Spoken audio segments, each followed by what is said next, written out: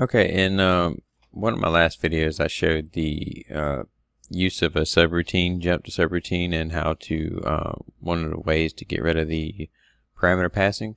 So that got me thinking about the another feature that I've used in the past is the jump to label. So what we'll do is we'll go to the section of this program that has a lot of code.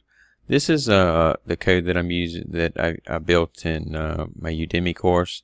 So you know, I just want to kind of not to go over this code. What I want to do is actually show you the use of a jump to label.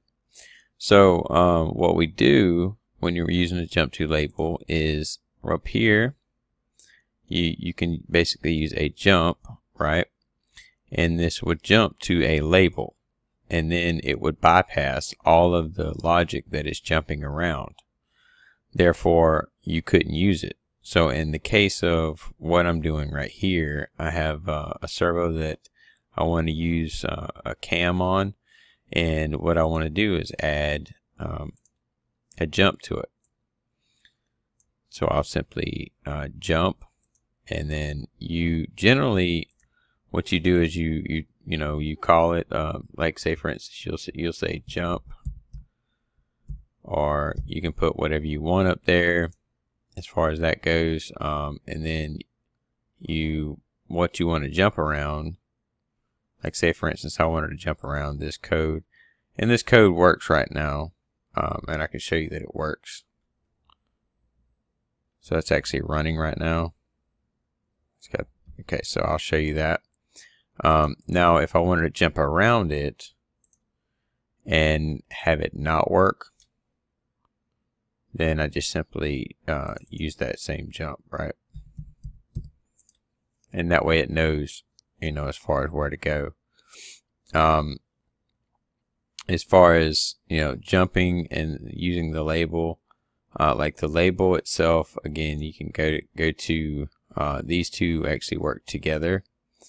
What they do, as far as that goes, and I'll kind of show it to you, is so the jump instruction, you have a label name, the format, you enter in the name of the associated the associated label, and then the label instruction, and then you enter in so the execution of the jump to the label instruction. So that's based upon the label name. So with that said, I'll show you. With that said, so that's exactly what we'd do. So in this case, the jump would jump to here, and then actually work. So what we'll do, and so to that point, let's just rename this.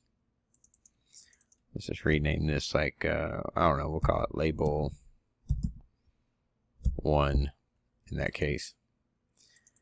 We can leave it as jump if we want, however we want to do it, but let's just copy that.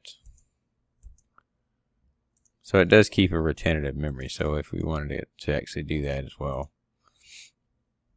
Then, as far as that goes, go to assemble it. And it's missing the output for this. What I generally do is I generally put the like a finish bit in here, or whatever you want to do. I just put jump finished, just something to kind of highlight and show. You can also do a no operations, whatever you wanted to do, but as long as your no operation is after the jump. So now let's see if the code actually uses, I'm gonna actually try to use the logic in between here, and I'll tell it to come on.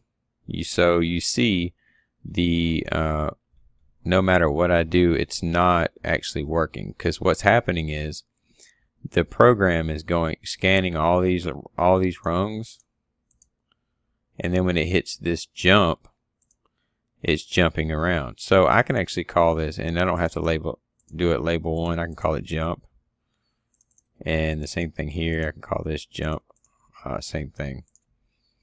as long as it has the name that corresponds with, as long as the one can find the other one, it doesn't matter. So again, I can't use any of this. It's not working at all.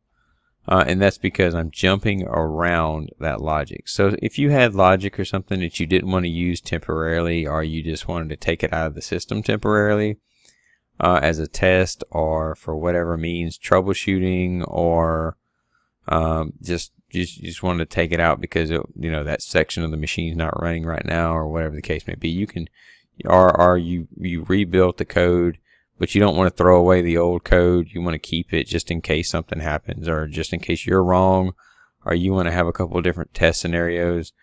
You can always throw these jumps in there and jump around that for temporary, not actually, it won't actually scan and do any of the functions it's supposed to. Now, let's delete the jump to sub, or the jump that we have in there. Let's delete that and show that it does still work. So you see it actually working. I actually do have a motor running. I can show you that right here. Motor is running. Now if I put the jumps back, the motor won't be running.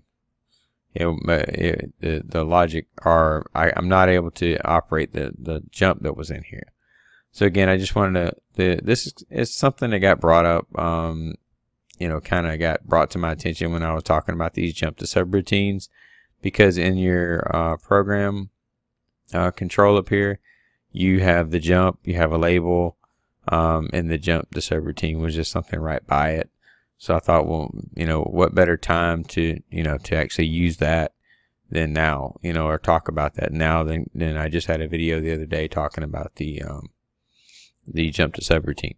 So again, that was how to use a label and how to use a jump. So if you're jumping around logic, that's a perfect way to do it. And again, I'll leave you with that. I'll just say, if you haven't subscribed, please subscribe, because I do all these training, or do all these videos to help people and to try to spread the word and try to educate people on PLC programming, whether it be HMI programming, factory talk, anything Rockwell is what I do here. So if you are looking for training and stuff like that, I have already a slew of videos that are here for you. I already have a lot of, I have a couple Udemy courses. I already have a course, my Patreon account too. If you're looking for that, to get some training or some auxiliary training that's very, very cheap, that would be great to check into. Or if you just want to subscribe to check out all this stuff and just look at all my other videos that I have over 100 and probably 150, 160 videos that you can look from about PLC programming. So I'm still going to grow, still going to do more, but the more we can spread the word and grow, the better it is. So again, thank you for those who already subscribed and support me, and for those who haven't subscribed, hit the subscribe button, and we'll keep making videos. Thanks again, and we'll make some more. Just give me some suggestions, and be glad to make a video on it.